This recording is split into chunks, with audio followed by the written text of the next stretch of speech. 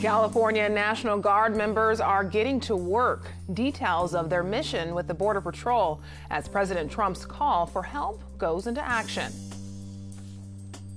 I personally would be happy if any one of them made it in. It doesn't matter to me who it is. I just want to make sure one of them does. Fight for the 49th. Democrats are eager to take Congressman Darrell Issa's seat, but the Republican candidates might be able to keep it red. For the space to stay vibrant, it really has to be a community-wide effort. Creating a community space, how one San Diego neighborhood is working together to fill an important need. KPBS Evening Edition starts right now.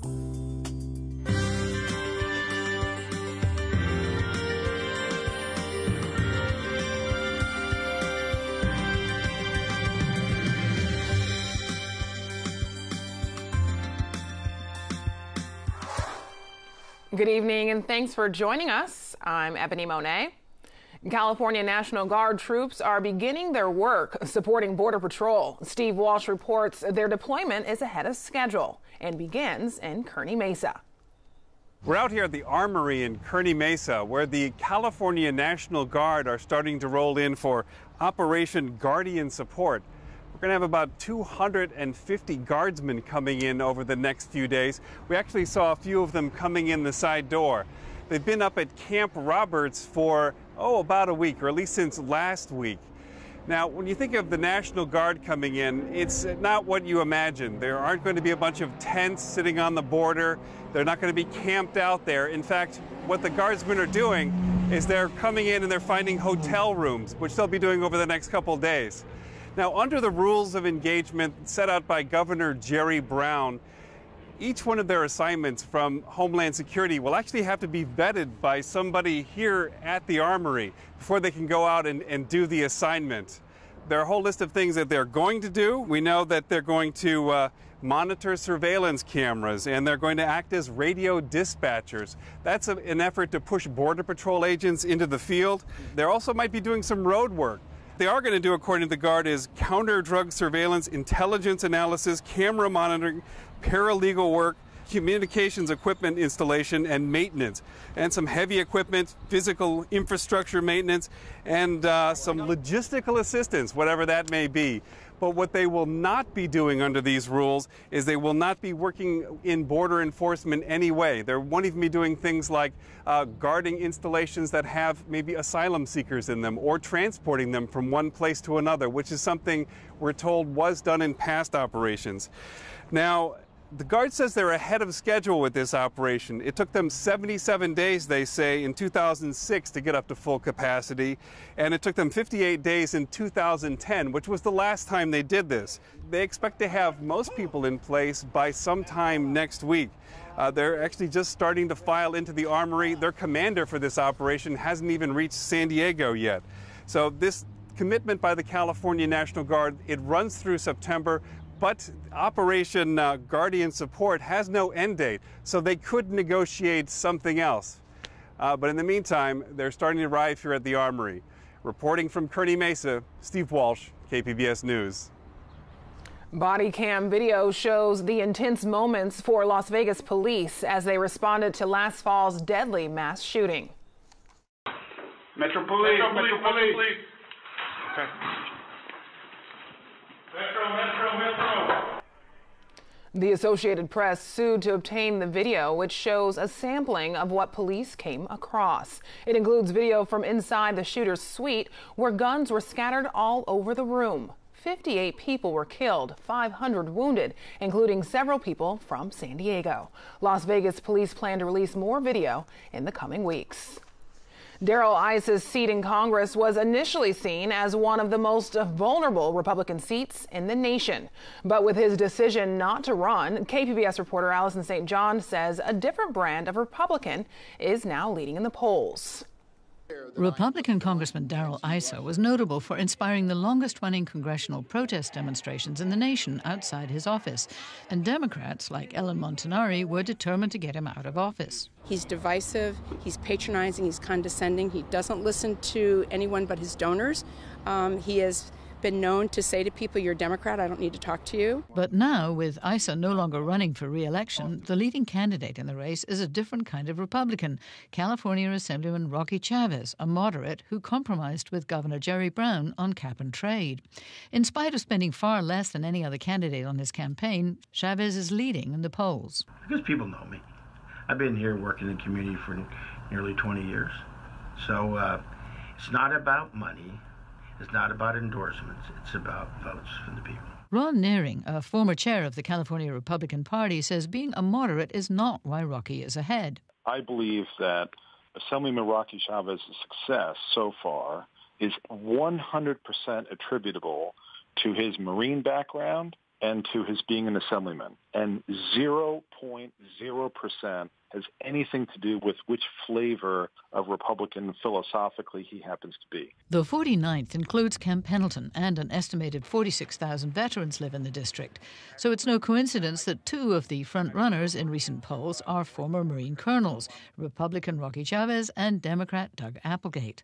Neither man has the endorsement of their party. The Republican Party and the departing Issa endorsed Diane Harkey, a former state assemblywoman from Orange County. It is my goal to try to bring some rational conversation to California so we don't look like such an outlier.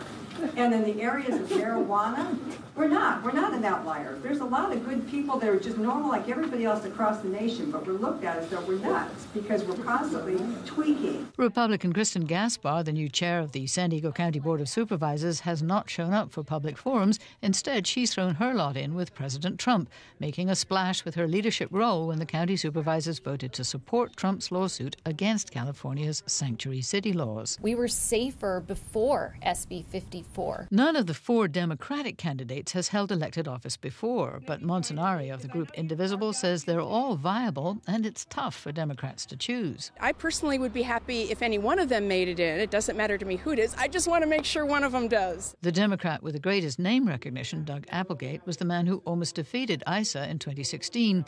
But Applegate has a record that could prove fatal in this age of the Me Too movement, restraining orders during a messy divorce and custody battle. Applegate, though, is undeterred. I'm excited about the Me Too movement as a father of two daughters, and also from the standpoint that the whole concept of the Me Too movement is believe the woman. Both times, mother of my two oldest children and my former spouse, Priscilla, gave a very forceful statement, both in 2016 and even a more forceful statement that was not drafted by me, that was drafted by her, that was an indication of strong support. The Democratic candidate with the biggest name endorsement is Mike Levin. Well, I'm Congressman Adam Schiff, and I'm very proud to support Mike Levin. This is a key race. Levin touts a progressive poll that shows he would beat Republican Rocky Chavez if they're the top two vote-getters in June and face off in November.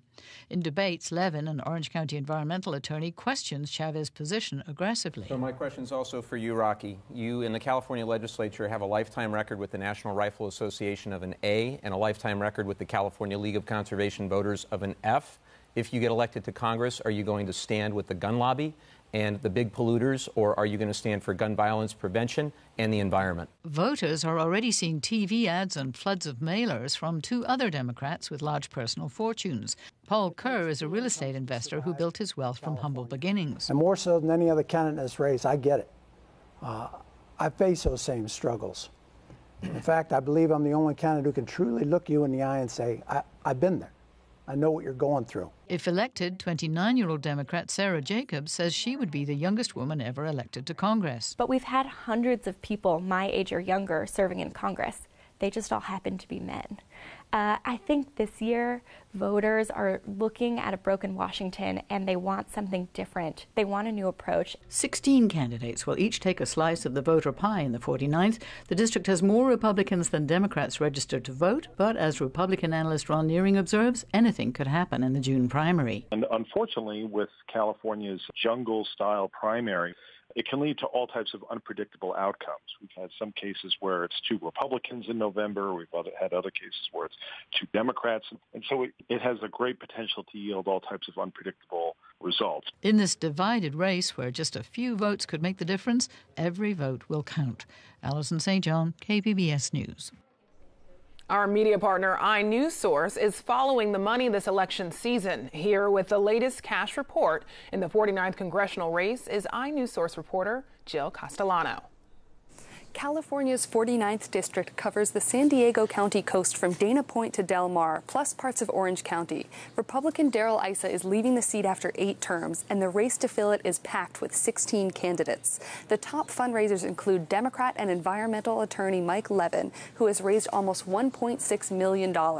His money is mostly coming from small donors around the country rather than voters in the district. Democrat and retired Marine Colonel Doug Applegate has raised $800,000. As for the Republicans, Brian Marriott, who is the mayor pro tem in San Juan Capistrano, has raised $400,000. California Assemblyman Rocky Chavez, who has been leading the Republican candidates in the polls, has raised $200,000. To learn more about the money in politics, go to data.inewssource.org. For KPBS, I'm iNewsSource reporter Jill Castellano. iNewsSource is an independently funded nonprofit partner of KPBS. As the June primary nears, KPBS News will continue to reach out to candidates. You can see more of our election coverage at kpbs.org. 2 major expulsions today from the organization behind the Academy Awards. Bill Cosby and Roman Polanski have been stripped of their membership.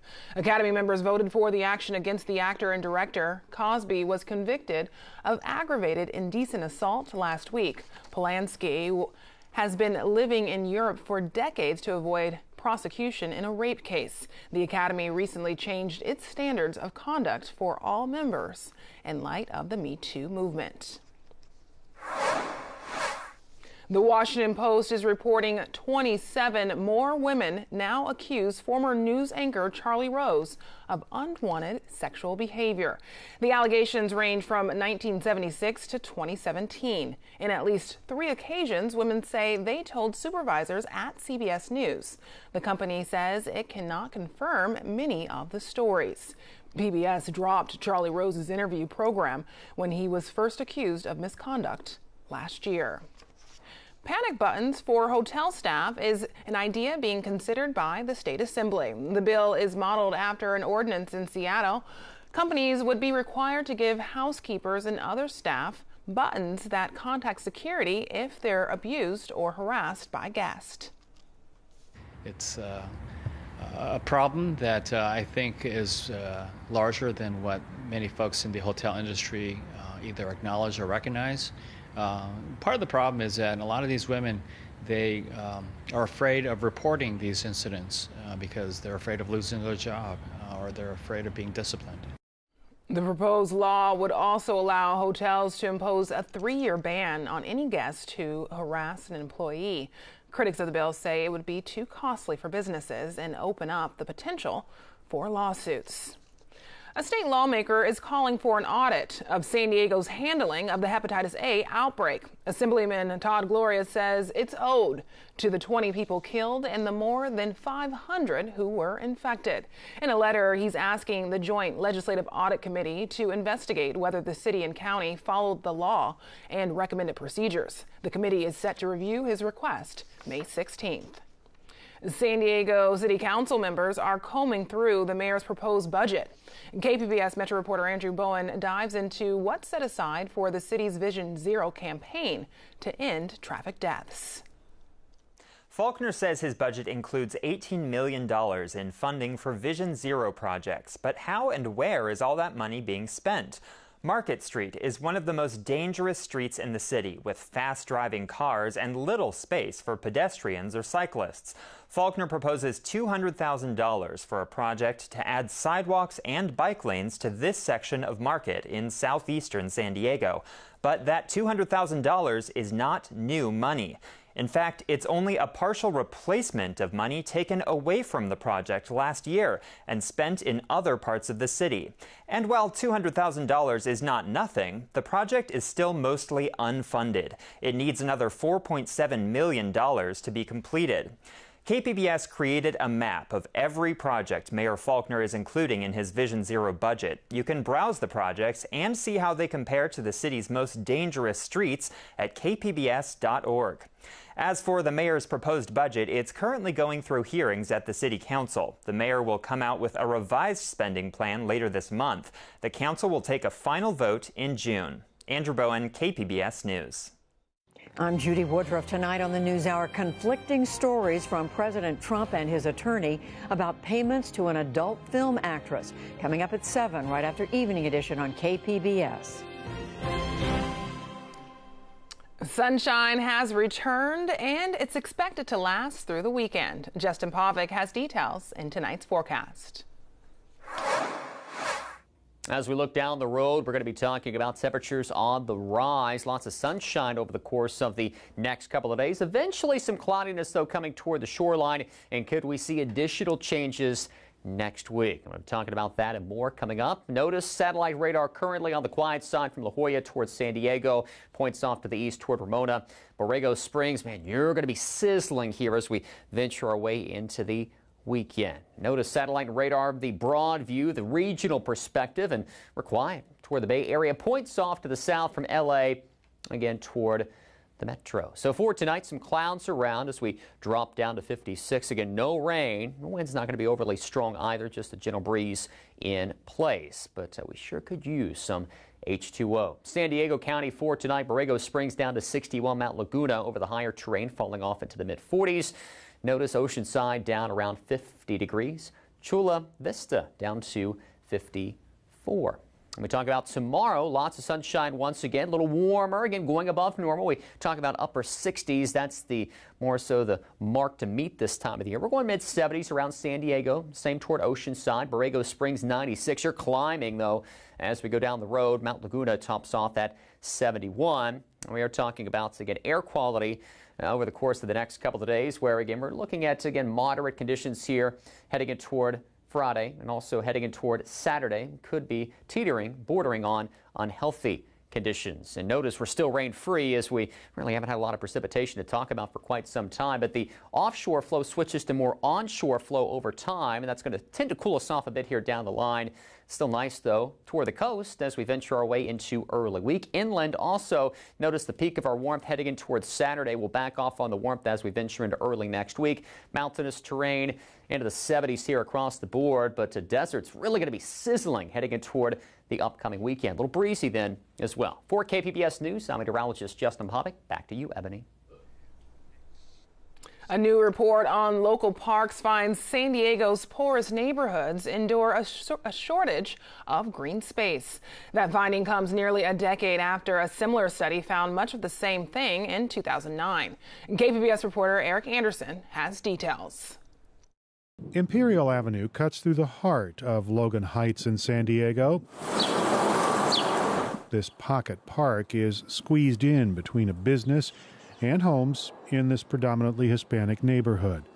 Monty Jones of the Logan Heights Community Development Corporation says the spot used to be an eyesore. It was a lot that people dump trash on. You know, when I say trash, I'm just talking about your normal trash. I'm talking about refrigerators, tires. Jones says community residents and volunteers completely transformed that lot a few years ago into the Gilliam Family Community Space and Garden. Okay, so this is a amphitheater space here? Amphitheater space here, 20 foot high for tree house. But this is coming out? This is coming out. The tree house is coming out as well as the garden beds are coming out. Okay. What's going on there? Well, the tree house is coming out because it's a hangout now for what we think is high school truancy. Jones says that truancy is breeding vandalism. There's graffiti scattered throughout the space. The gardens are fallow, and the park's door is not always open. Jones says the community has learned that you can't just build a park and check it off a list. He says the space requires ongoing attention. So we really rely heavily on the community to do the cleaning and the policing of the space. We'll have someone come in overall do some of the things, but we really, for the space to stay vibrant, it really has to be a community-wide effort in order for it to stay active and safe for the neighborhood to use. Volunteers from nearby King Chavez High School will offer the muscle to refresh the space in coming weeks. The treehouse and gardens will go, the movie screen will get fixed, the weeds will be trimmed back. 18-year-old Yvonne Santiago says the effort is worth it because she can see what the builders envisioned. It allows kids from the neighborhood to come out and play, to be more active, to not stay in home all day, being on social media. You know, it gives them a place where they can be free and have fun with the rest of the kids in the neighborhood. That community spirit is welcome news to the San Diego Foundation's Katie Rast. She says foundation grant funding helped pay for the construction of the space, and she's glad the community remains engaged. That in these more dense environments that have less trees, sometimes we have to be creative about building those green spaces from within. Rast says while San Diego County enjoys a surplus of park space with wide swaths of city, state, and federal parkland, the urban neighborhoods suffer, especially neighborhoods like Logan Heights that have more renters than average, lower than average incomes, and lower educational attainment levels. Rast says walking to a park isn't easy here. That this is something that is extremely valuable to our citizens. They know that San Diego is a place known for its beauty, known for its access to the outdoors, and we want to be sure that everybody has that access. And while the foundation has helped secure more than 50,000 acres of green space in the county since the last report, the inner-city park deficit persists. In some cases, it's tough to find the space to build a park. Logan Heights officials reached out to scores of property owners who had vacant lots before they got the Gilliam family to agree to let them build a park here. Monty Jones says the space meets a need. A lot of the houses don't actually have spaces in their backyard. Like in the old days, you have a house, you got a big backyard, kids run around. That's not the case here a lot of time in our city, in our urban areas. Jones says that's where small urban green spaces can fill the gap. He says pocket parks allow families to get outside and share a common space with their neighbors. And he says the community will become more invested in the park the more it gets used. Eric Anderson, KPBS News. San Diego's museums showcase artwork and artifacts from around the world. But curators didn't have to travel very far for the Mengay International Museum's latest offering. The Art of People Weaving demonstration features women of the Karen ethnic group from Burma. Hundreds resettled here after they were persecuted in their home region. The event is part of a series between the museum and City Heights groups to showcase the neighborhood's diversity. Earlier this year, an all-women's team from San Diego made their debut in the first robotics competition. They didn't make it to nationals, but the push to get more girls involved in science was on display in Michigan. AP reporter Mike Householder has the story. Being a girl on a robotics team can be challenging. There may be situations where you would get pushed aside as a girl, or you would be told you can't do this. 14-year-old Valerie Alexander doesn't have to worry about that. All of her teammates are girls. I'd never used tools or built anything before, and now I'm in this environment. I'm here. I have made so many friends. I've learned so many things. Alexander is a member of the Build a Dream Amazon Warriors, who in their rookie year qualified to compete for the biggest title in youth robotics. The Ontario-based Warriors were one of hundreds of teams from nearly 4 dozen countries competing at the first championship in Detroit. It wasn't all perfect. I didn't do that. But it was fun. While the Amazon Warriors enjoyed the experience, their mentors, who also are all female, recognize that this is about much more than building and operating a machine. I always say you can't be what you can't see. So if we can't really see other women out there doing these occupations, it's very hard for us to see ourselves in those roles. While participation has swelled since FIRST's inception nearly 30 years ago, founder Dean Kamen wants to see even bigger numbers, especially girls. I will be totally satisfied when the day comes that the number of girls on teams and the number of boys on teams is randomly, statistically identical. Kamen and others emphasize that these young robot builders might very well one day help address the shortage of workers trained in skills that growing companies need. This is the next Rosie the Riveter moment, where women are going to be needed to fill those roles, and the jobs of the future are in STEM, so we need to get more women and young girls involved with this at an early stage. Count Natasha Stamler in. The captain of the all-female Iron Maidens is headed to MIT later this year after a 4-year career with the Bronx-based team. Honestly, I would just tell young girls, just do it. Try to build things. It can be wood, it can be metal, it doesn't matter. I mean, just, try your hand, and as you have fun with your friends, you're really learning real-world skills. Skills that could bring robotics glory in the short term and job security in the long term. Mike Householder, The Associated Press, Detroit. Now, here's a look at what we are working on for tomorrow in the KPBS newsroom. On Morning Edition, Beth Accomando gives us her review of the film Wildling. And on Midday Edition, looking ahead to the Mars Insight mission, details on the first of its kind launch that will be visible from San Diego this weekend. You can find tonight's stories on our website, kpbs.org/evening edition. Thanks for joining us. Have a great night.